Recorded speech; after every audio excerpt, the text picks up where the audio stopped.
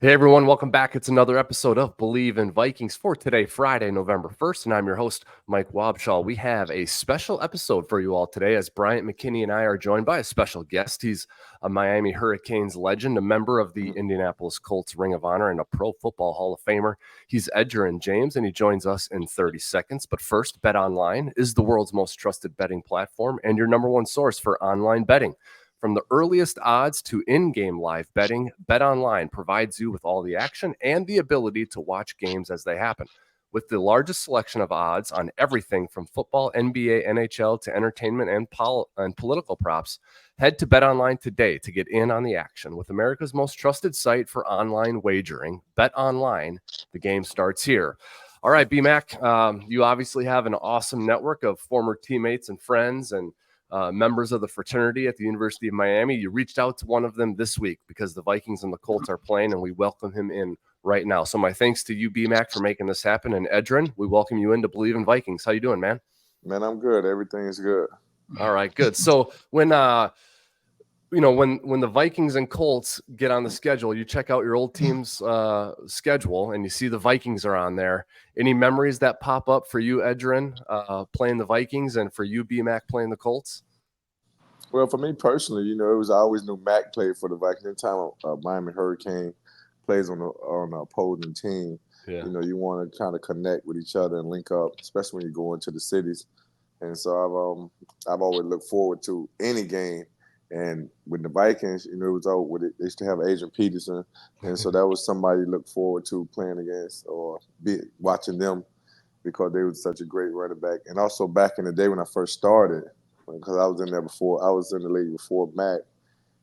Robert Smith was the running back, so we was Yeah. all we was all the top. We was all in that top group, and so you're always watching what everybody's doing and kind of just kind of sit back saying, okay, yeah, his game doing this, and you try to compare the games, and you just try to make sure that you stand on the same level as all the other backs.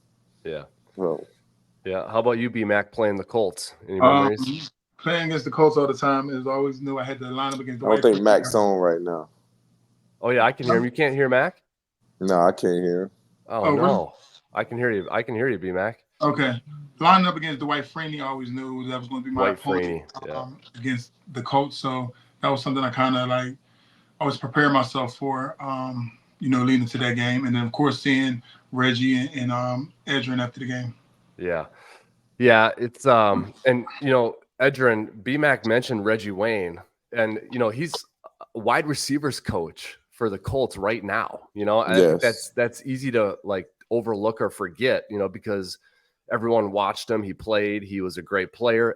But I didn't know that about him when he was playing, that he was, because, you get some guys and you're like, that guy's going to be a coach. Did you think that about Reggie Wayne? Yeah, I knew that Reggie would be a great coach. He came.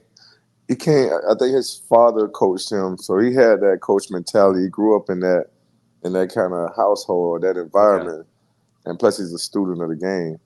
And anytime you get guys that love the game and they're students of the game, it's just only natural for them to just go into that, especially when as a receiver, your later years you start mentoring the guys, and that's where it actually starts. As you get older as a player, and you start bringing these younger guys along, I think you kind of inherit a situation, Yeah. and you take it from there. Yeah. Yeah, it's kind of interesting for me because I was with the Vikings from '05 to 19. So I'm seeing some of these guys like yourself, Edger. I mean, I was Yeah. on staff when we played you.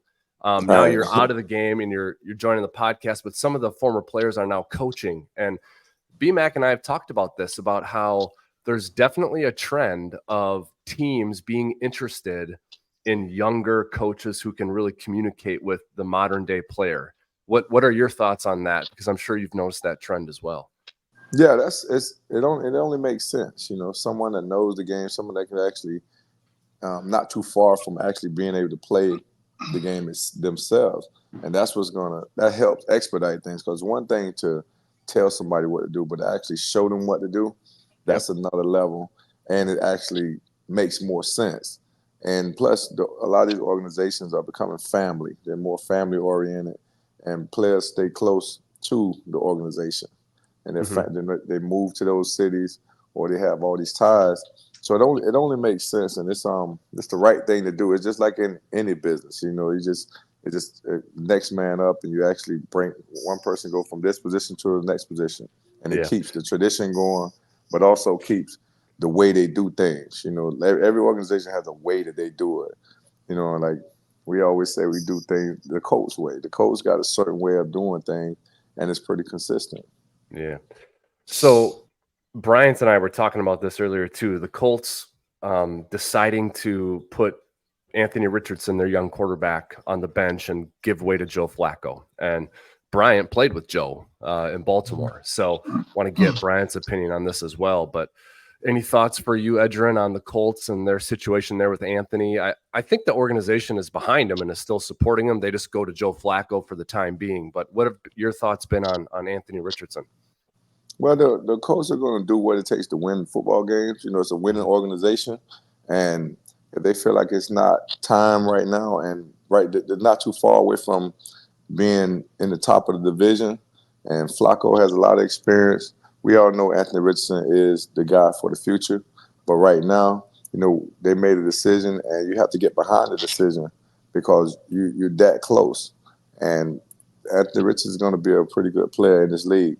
But sometimes you get thrown into a fire, and everybody just can't take it and run with it and have success, because the quarterback position is a tough position, and it takes a lot, and that just shows how tough the quarterback position is.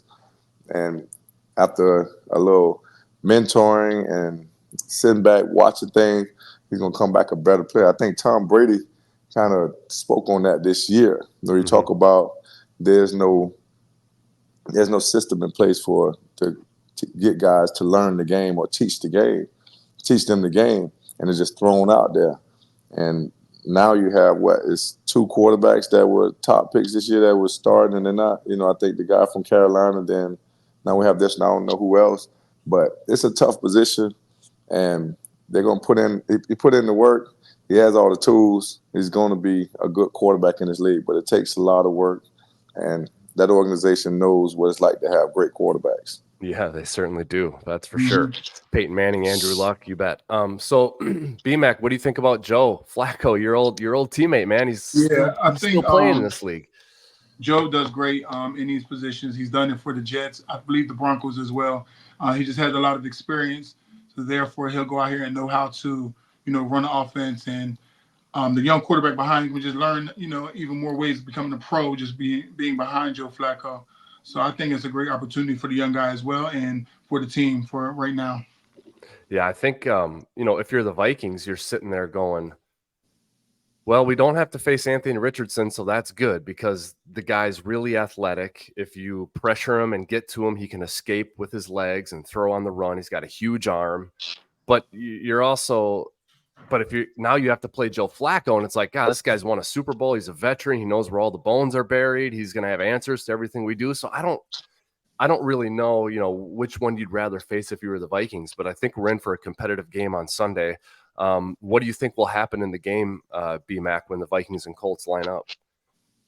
I think the Vikings are going to go out here and play a hard game. You have 2 losses in a row, so I'm pretty sure they're looking to shake off, those losses, and hopefully they can regroup and get things together. So I'm looking for them to come out here and play a good game. Mm-hmm. Yeah, Edgerrin, how about you? Any thoughts on what type of game flow you expect? Do you think a high-scoring game? Do you think a close one that comes down to a field goal? It's on Sunday Night Football, so NBC's hoping for a close one. Well, all the games have been pretty close. The Colts are going to fight. The Colts are going to fight. The Vikings are favored, but I don't know. I don't think nobody really knows what type of Colts team you're going to get, because you got Flacco starting, and then you have JT coming back playing, and I don't think they have a chance to play together yet. Mm-hmm. So it's one of those things where you're going to have a dogfight coming from the Colts, and with the Vikings, they got off to a good start, and we'll just see what happens. But I'm always pulling for the Colts. I know you are. Have you been in that building yet, Edgerrin? Have you been in US Bank Stadium? No, I haven't haven't been up there, haven't had a reason to come, you know. So yeah.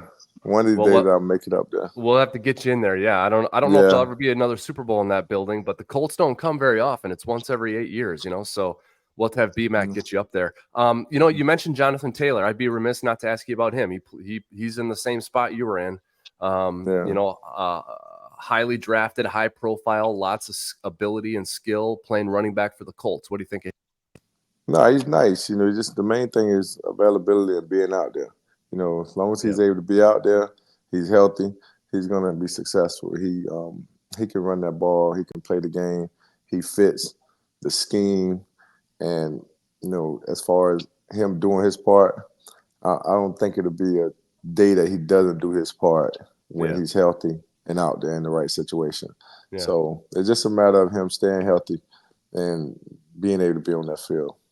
I joke around with BMAC all the time, Edge. You know, every time he and I do this every Monday. So I'm lucky enough to be with Brian every Monday doing this, and I learn a lot in our conversations. But I always tease him. I'm like, "Where are you at now?" You know, he's flying around everywhere. He's got business going on. How about you? Are you busy with lots of gigs going on? What keeps you busy? How can people follow you? Well, you can always follow me on my social at Edgerrin James on Instagram. But other than that, I stay on the move, trying to, you know, just enjoy life. You know, I'll take care of my kids every day. Yeah. And, you know, they're in college. And so that actually gives me something to do. That gives me, you know, football game, basketball game. Like basketball season is about to start.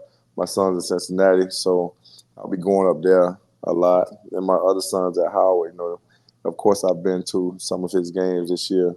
And so that's pretty much what I'm doing between business and taking care of those kids. And within all those, I'm always trying to have fun. So I'm going to be wherever the fun's at. Yeah, we're talking about the Hurricanes every week too, man. You've been watching your Canes? Yeah, we're doing what we're supposed to do. So we just got to keep it up. We just got to keep it up. You know, it's we got a big game tomorrow. Going against Manny Diaz, the former head coach. So that'd be pretty interesting. And our guys, we just got to continue to get better and better. You know, our defense isn't where we wanted at right now. Everybody's young, and everybody's trying to gel to play together. But we've escaped some good games. So right now we got to know, and those are the signs of those teams that end up going deep into the playoffs or actually winning it. You know, because it's certain games that you find a way to win, and then it becomes a mentality of the team and of the program. It's like we're gonna win regardless. We're gonna find a way to win, and that's what we've been doing. Yeah. What do you expect, BMAC? I expect another close one because I feel like at this point everybody's giving us their best effort because we're undefeated. So they want to be the first team to knock us off. So I do feel like it's going to be a high-scoring game, and it'll be pretty close, but I feel like we'll still win. All right. Well, I'll be rooting for the Hurricanes for both you guys, and then we'll watch the Vikings and Colts play on Sunday Night Football. BMAC and I will be back on Monday to talk it all through. Edge, would love to have you back on sometime when it's appropriate. Want to also not end this thing without saying congrats on going into the Pro Football Hall of Fame, man. I know that was a few years ago, but an honor to have you on the show. Thanks for doing this for BMAC and for me. And yeah, hopefully we can catch up again and do this again down the line. All right, man. Thanks for having me. Mac, I didn't get to hear you, but I'll see you. Call me, brother. Okay. All right. Thanks, everyone, for watching this episode of Bleav in Vikings. Remember to like, follow, subscribe, and download. You can do that on all the major podcasting platforms and also on YouTube. On behalf of Bryant McKinnie, this is Wabi signing off for now. Until next time, everybody, keep believing.